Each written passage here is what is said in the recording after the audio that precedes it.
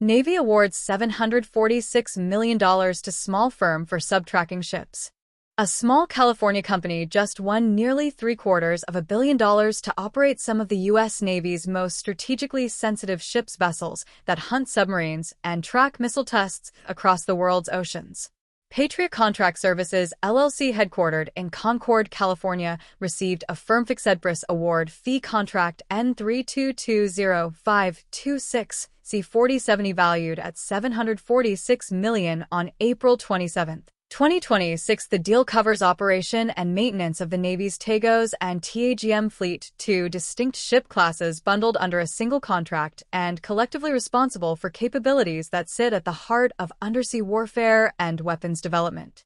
The T-AGOS designation stands for Transportation Auxiliary General Ocean Surveillance, and these ships do exactly what that unwieldy name implies. They listen equipped with the Navy's surveillance towed array sensor system, known as Certus. T-AGOS vessels drag enormous passive sonar arrays through the deep ocean, detecting and tracking submarines at ranges that no surface combatant could replicate. The physics of deep ocean acoustics favor a slow, quiet ship towing a very long sensor string, and T-AGOS vessels are purpose-built around that reality as Chinese and Russian submarine programs push harder for range quieting and endurance. The American ability to monitor those boats from a distance becomes more valuable, not less. The T-AGM ships in the contract are a different animal entirely. Transportation Auxiliary General Missile Range Instrumentation vessels are the Navy's floating test ranges platforms packed with radars, telemetry receivers, and tracking systems that observe missile tests from downrange positions. When a ballistic missile, cruise missile, or hypersonic test vehicle launches, a T-AGM ship is often out there watching, measuring velocity, tracking trajectory, and recording data that weapons engineers and defense planners will spend months analyzing. They also play a role in arms control verification, providing independent technical measurement of missile performance parameters. It is unglamorous work that happens far from port, far from cameras, and far from public awareness, but the data these ships collect shapes weapons programs and arms control negotiations alike.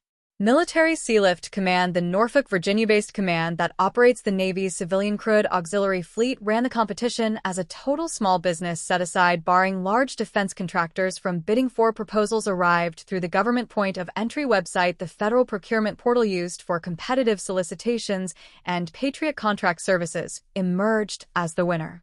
The contract structure mirrors the standard military Sealift Command model, a 12-month base period, 4 additional 12-month option periods, and a final 6-month extension available under Federal Acquisition Regulation 5.22178. Performance begins with vessel delivery in 2026 and runs through 2032 if all options are exercised. A FIVI and a higher commitment working capital funds in the amount of $181,650,81 are obligated immediately for fiscal 2026 money that will not expire when the fiscal year closes.